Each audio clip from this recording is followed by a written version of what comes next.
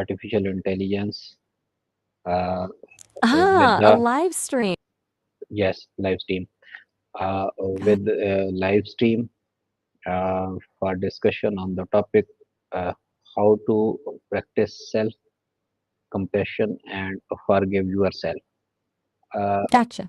okay, Self-compassion and forgiveness. Sounds yes, good. It's a tough one, honestly. What sparked this topic for you tonight? yeah.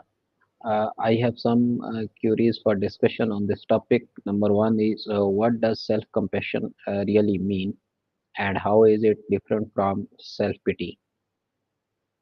That's a really solid place to start. Self-compassion, it's about treating yourself with the same kindness, care, and understanding you'd offer a good friend, especially when you're struggling. It's acknowledging your suffering without getting lost in it. Self pity, though, tends to dwell on the negative, feeling sorry for yourself without necessarily moving towards healing or growth. It can get pretty stuck. Yeah. It's a subtle difference, but a crucial one. Does that resonate? Or am I missing the mark a little? Okay. How can I recognize when I am being too hard on myself? Good question.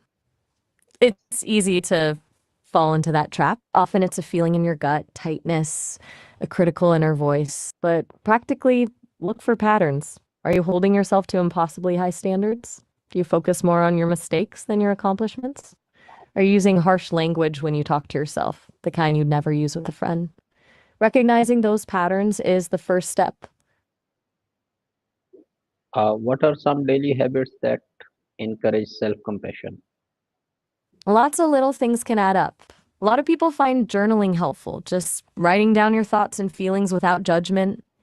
Mindfulness practices, even just a few minutes of focused breathing, can help you become more aware of your inner critic. And honestly, speaking kindly to yourself. It feels silly at first, but actually saying something encouraging, like it's okay to struggle, can be surprisingly powerful.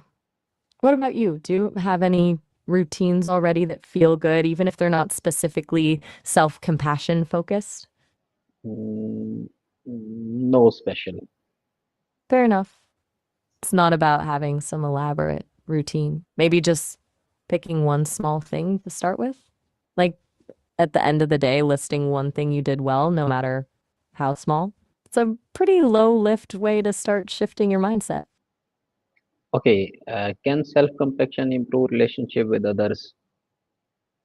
Absolutely. It's almost inevitable. When you're kinder to yourself, you're better able to extend that kindness to others. You're less likely to project your insecurities onto them, more able to offer empathy, and generally more grounded in your interactions. Basically, you show up more fully and authentically. Does that make sense? How can I stop Stop. ruminating What? on past? No, it's my question. How can I stop ruminating on past mistakes? Ah, gotcha. Ruminating is a beast. Okay, a few things. First, acknowledging the thought without getting swept away. Okay, I'm thinking about this again. Then, gently redirect your attention. That could be focusing on your breath, listening to music, or even physically getting up and moving. Another thing that can help is challenging those thoughts. Are they actually helpful? Are they based on facts or just your self criticism? It takes practice, but you can train your brain to not get stuck. Okay, how do I balance self compassion with accountability? It's a really important point. Self compassion isn't about letting yourself off the hook, it's about acknowledging your mistakes without beating yourself up over them. Accountability comes in when you ask yourself, what can I learn from this? And how can I do things differently next time? It's about owning your actions, but doing so from a place of understanding, not shame. It's a tricky balance, but essential for growth. Okay, what are common barriers to self forgiveness and how can I overcome them?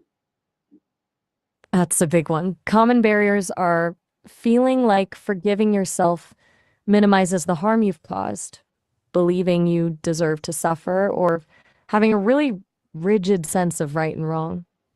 Overcoming them involves recognizing that forgiveness is for you, not for the person you hurt.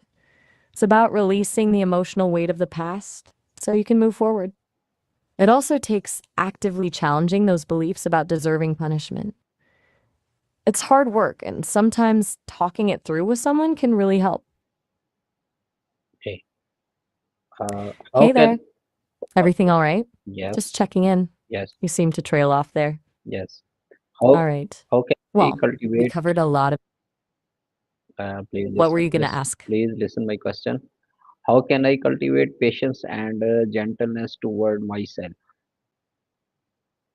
Ah, okay.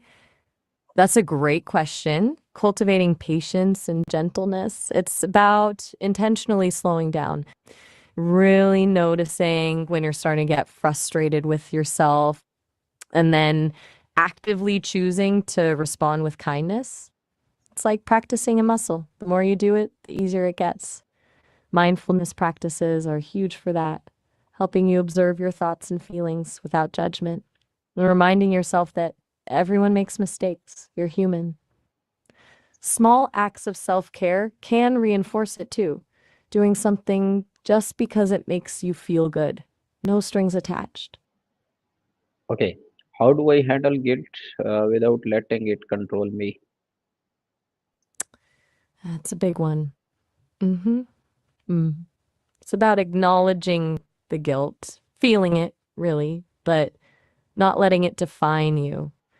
Ask yourself, is the guilt proportional to what happened?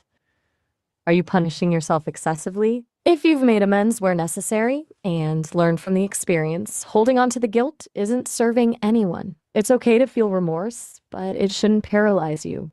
You can acknowledge the past without letting it dictate your present. Does that make sense? Okay. Can self-compassion enhance personal growth? And Abs- okay, Absolutely. It's almost foundational to personal growth.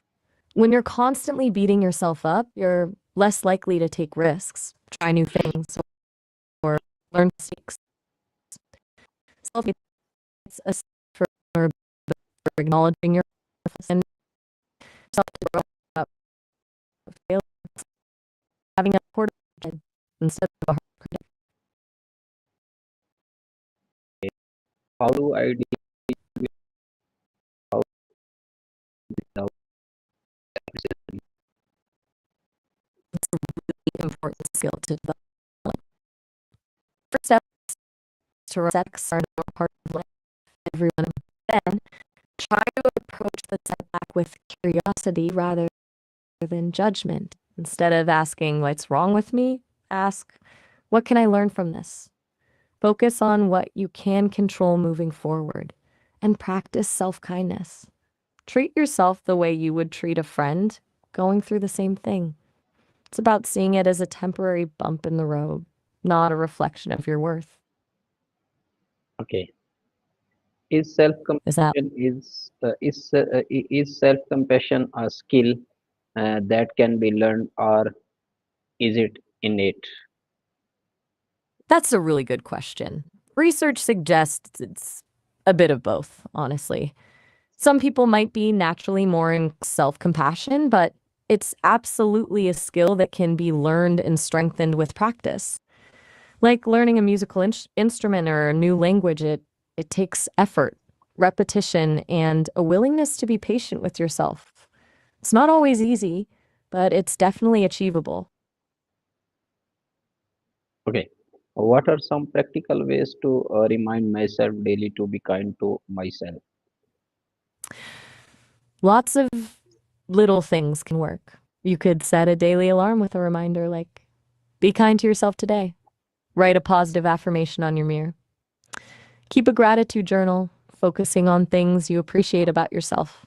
Or even just pause throughout the day and take a few deep breaths, consciously telling yourself, it's okay to be imperfect.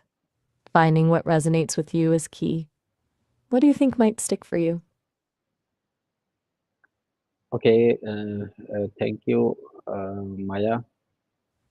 You I are, hope this discussion will be fruitful for my viewers. Thank you. Allah Hafiz. and that's wonderful to hear. I'm glad I could help, and I hope your viewers find it useful too. Allah